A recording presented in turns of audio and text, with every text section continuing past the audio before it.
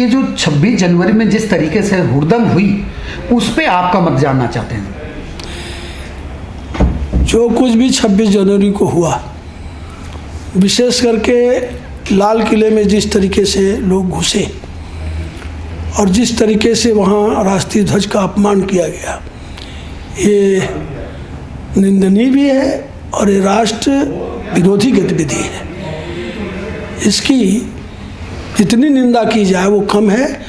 और ये जिन लोगों ने भी इसको किया इस कृत्य को, और जिन लोगों ने इसको भड़काया, जिन लोगों ने भाषण दिया, जिनको उकसाया, ये सब लोगों की गतिविधि राष्ट्र विरोधी है और निश्चित इनकी निंदा करनी चाहिए और ऐसे लोगों को देश क्षमा मांगनी चाहिए। एक सोशल मीडिया पे काफ़ी वायरल हुआ है, ट्विटर पे, सभी चीज़ों पे अगर देखें तो उसमें सनी देओल के साथ वो व्यक्ति थे जो वहाँ पर भाषण देने गए थे अगली रात को।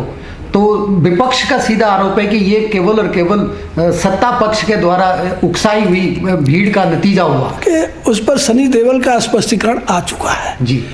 तो अलग से मैं कुछ कहूँ ये उचित नहीं है जी। लेकिन कहीं किसी के साथ कोई चला गया और आजकल तो कहीं कोई खड़ा होता है तो उससे मोबाइल पर फोटो ले लेता है जी।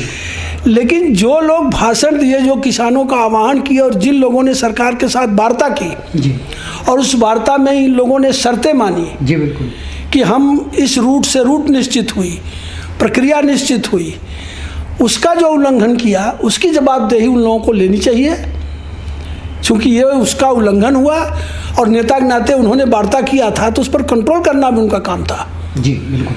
लेकिन ये उनको अपनी जवाबदेही लेनी चाहिए और ये इधर उधर की बातें करके वो निश्चित ही जो जवाबदेही है उससे भी मुकर रहे हैं और जो अपराध किए हैं उसको दूसरे पर मरना चाहते हैं, ये अपराधी हैं। सर, जिस तरह 26 जनवरी के बाद कुछ किसानों ने वापसी की और उसके बाद आप देख रहे हो गाजीपुर बॉर्डर पे फिर दोबारा जैसे दिखा जा रहा किसान फिर वापिस आ रहे। अगर राजेश टिकैत जी की बात करें, जिस तरह वे भावुक हो गए, जो उनका वायरल वीडियो हुआ उससे फिर वहाँ पे दोबारा एक भीड़ जुट रही है। सर देखिए, ये भीड़ नहीं है जी, ये राजनीतिक दलों के अब कार्यकर्ता आ रहे हैं और साथ ही उन्होंने अपने गांव वालों को भड़काया जैसे ये बहुत बड़े कष्ट में हो।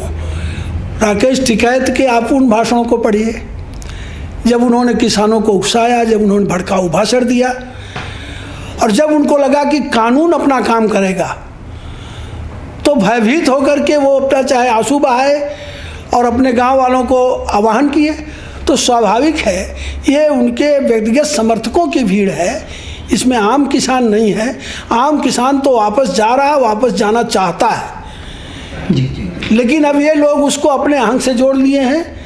किसानों का हित इनके लिए सर्वोपर नहीं है, इनकी राजनीति और इनका अहंकार जो है वो किसानों के हिस्से बड़ा हो गया है। सर, जिस तरह 11 बार बैठक हो चुकी किसानों के साथ मगर निर्णय कोई नहीं निकला और प्रधानमंत्री जी का भी एक ट्वीट या भाषण कहे, उन्होंने भी कहा कि हम किसानों के साथ है, वे आके बातचीत करें हर चीज पे। जैसे अब सत्र भी चालू है, उसमें विपक्ष को भी बोला कि वो अपनी बात रख सकते हैं। देखिए, आप इसका दो पक्ष देखिए।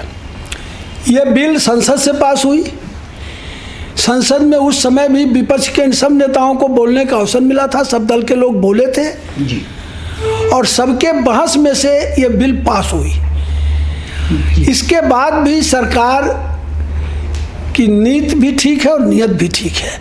सरकार अब भी कह रही है कि संसद में इस पर सबको बोलने का अवसर मिलेगा। हमारे माननीय लोकसभा अध्यक्ष ने कहा कि जो बोलना चाहेगा उसको मन मत देंगे।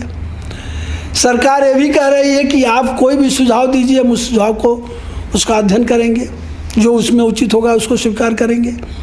यहाँ तक कि सरकार ने 11 बार वार्ता की, लेकिन अब तक किसी वार्ता में से किसान ये नहीं कह पाए कि इस बात पर जिद है। किसानों की जिद है कि कानून वापस ले लिया जाए, तो कानून तो संसद ने बनाया है जी, जी, ये तो संसद को चुनौती हुई ना जी। और उस कानून का समर्थन भी देश के 70% अधिक लोग कर रहे हैं। हर प्रांत के लोग किसान उससे खुश हैं। तो जो लोग ये बात कह रहे हैं वो खुद स्पष्ट नहीं कर पा रहे हैं कि वो चाहते क्या हैं।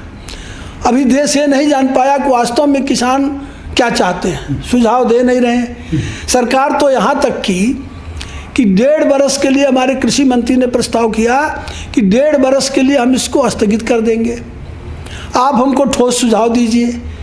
तो इनको बैठना चाहिए, आपस में विमर्श करना चाहिए, किसानों के हित में वो बात आगे बढ़ानी चाहिए। लेकिन ये उसको अपनी जिद और अहंकार बना लिए हैं, क्योंकि इनका उद्देश्य किसानों का हित नहीं है, इनका उद्देश्य देश का राजनीतिक माहौल बिगाड़ना है। इनका उद्देश्य अपने अहंकार को आगे बढ़ाना है। और सही अर्थों में ये भी तथ्य आए हैं, आप लोगों ने भी उसको देखा है कि उसमें खालिस्तान के झंडे लहराए गए, खालिस्तान के नारे लगे। स्वयं पंजाब के मुख्यमंत्री कह रहे हैं कि उसमें पाकिस्तान का भी हाथ है।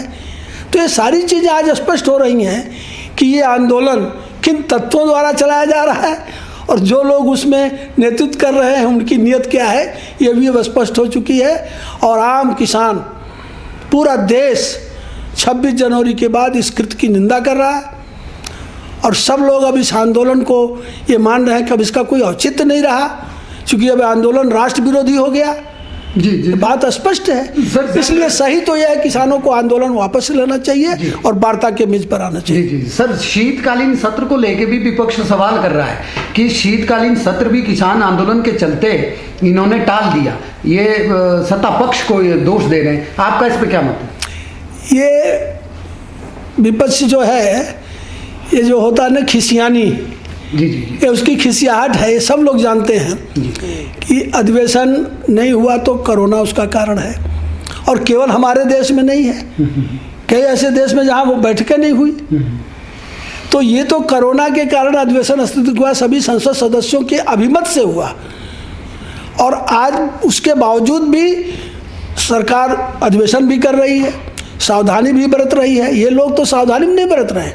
जी जी, ये जो कोरोना के लिए जो डायरेक्शन है, जो आवश्यक गाइडलाइन है, उसका भी पालन ये लोग नहीं कर रहे हैं, ना आंदोलन में हो रहा है, न ये लोग करा रहे हैं, न ये लोग स्वयं उसके प्रति आग्रही हैं। ये तो देश में बदमली फैलाना चाहते हैं। सर, जिस तरह जो विपक्ष के कुछ नेता है किसानों के बीच में जाते हैं, उन पे आप क्या कहेंगे?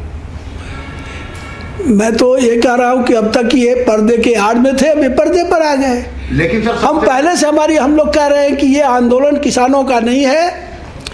ये जो राजनीतिक दल है, विशेष करके कांग्रेस पार्टी है, लेफ्ट है, और जो भी उसमें क्षेत्रीय दल सम्मिलित हैं, हताश और निराश राजनीतिक नेताओं का आंदोलन है, जिनके पास न कोई मुद्दा है, न कोई लक्ष्य है। केवल उनका एक उद्देश्य है सरकार को बदनाम करना और देश के बढ़ते हुए विकास और गति को रोकना। सर, मेरा एक सवाल आपसे है कि जैसा कि गणतंत्र दिवस के अवसर पर और हमारे सरकारी तंत्र कहाँ थे उस समय कि अगर रूट परिवर्तन करके किसानों ने अपना ट्रैक्टर यात्रा कर दिया और लाल किले तक झंडा फहरा दिए, तो क्या इसमें हमारे माननीय गृह मंत्री जी का कोई रोल नहीं था?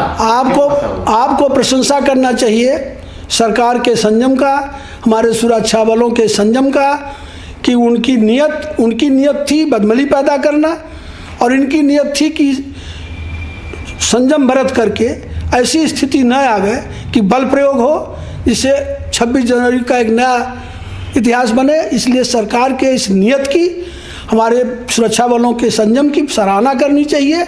और इन लोगों की नियत, अगर केवल आंदोलन करना था सड़कों पर, तो फिर लाल किला में क्यों घुसे, झंडा क्यों फहराए? इनकी नियत ही थी देश विरोधी हरकत करना, चूँकि उसमें देश विरोधी तत्व प्रभावी हो गए हैं और ये आंदोलन देश विरोधी तत्वों के हाथ में है। Like, share and comment. To subscribe this channel, please press the bell icon.